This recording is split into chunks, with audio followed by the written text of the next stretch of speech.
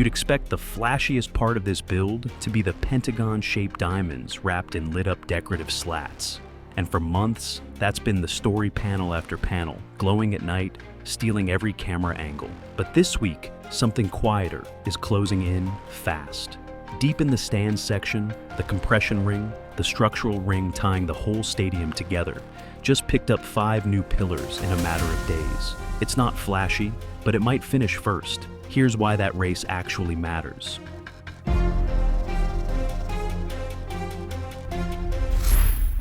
Start at the corner of Travesera de la Cor and Maternidad, and the diamond shapes are unmistakable now. Pentagons, all 3 of them, confirmed on site and formally earning the nickname the Pentagon Sector. The last of these diamonds is getting its formwork panels prepped for concrete, and one in particular, right near that corner, has visibly outpaced the rest. Its scaffolding going up at a speed that suggests the crews are simply getting faster at this. Ceramic tile platforms are stacked in front of nearly every substructure, closing gaps that were open just days ago. The ground beneath still needs leveling, and access level pipes are still exposed. But the shape of this sector is no longer a question. Here's the update that actually matters most this week. The compression ring, the ring that will physically connect Gol Norte and Gol Sur into one continuous structure, just gained 5 pillars and their radial beams since the last check-in, counted from the Riostra beam, 1 through 5, each with its beam already attached. Giant concrete boxes for the ring are largely in place. Crews are now dropping smaller boxes as the curve tightens. About 14 pillars remain before the 2 sides, built independently from opposite ends of the stadium, physically meet. That meeting point, somewhere near the middle of the stands, will be one of the real milestones of this entire project. It's advancing quietly, it's advancing symmetrically, and it's not stopping.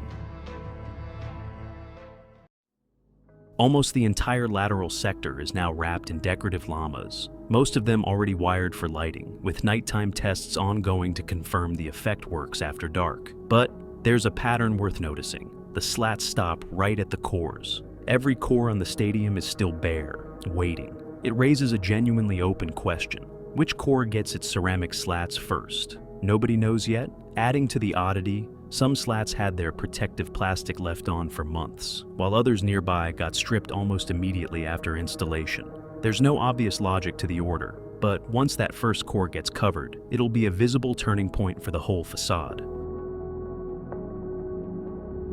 Not every zone is moving at the same pace, and that's not a red flag, it's a sequencing choice. The third phase of the parking area has Arleta, a lightweight aggregate already applied, but leveling isn't finished, and there's no urgency behind it. The southern entrance near Calle Maternidad is still just ground leveling and surface prep. Utility canalization, water, electricity continues quietly in the surrounding streets. None of this is dramatic footage. But it's the infrastructure the flashier work depends on, and it's proceeding exactly when it needs to.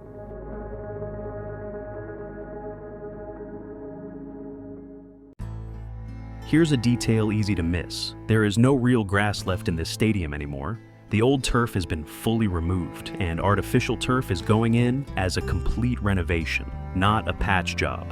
It's the kind of change that doesn't photograph as dramatically as a Pentagon going up, but it's one of the more concrete signs that this stadium is being prepared for actual use, not just structural completion. Combined with new webcams FC Barcelona has installed to track the stands section in near real time, the club is clearly building the infrastructure to monitor and eventually open this place.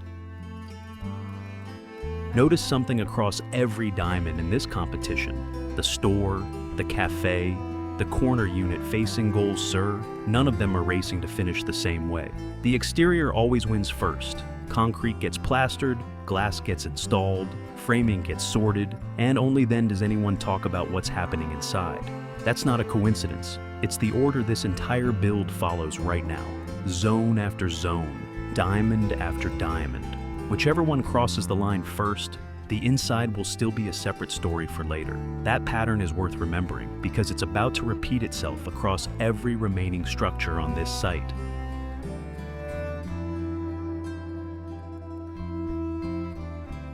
One more idea surfaced this week that's worth flagging, even though it's far from settled. A plan to potentially bury Cal Ares Mayol underground, creating open space that would connect this stadium directly to the new Palau Blaugrana. It's an ambitious concept, but as of now, it doesn't appear to be approved, and there's no timeline attached to it. Worth watching, not worth banking on.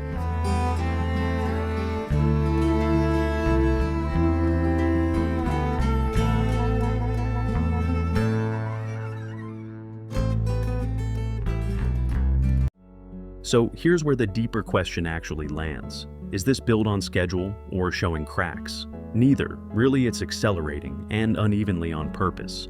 The compression ring is closing in on its halfway point between Gol Norte and Gol Sur.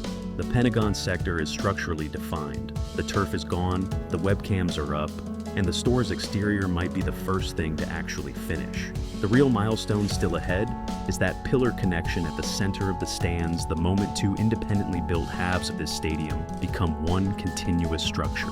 That's what next week needs to answer. Only 14 pillars stand between this stadium, having two separate structures and one continuous ring. Subscribe now so you don't miss that exact moment.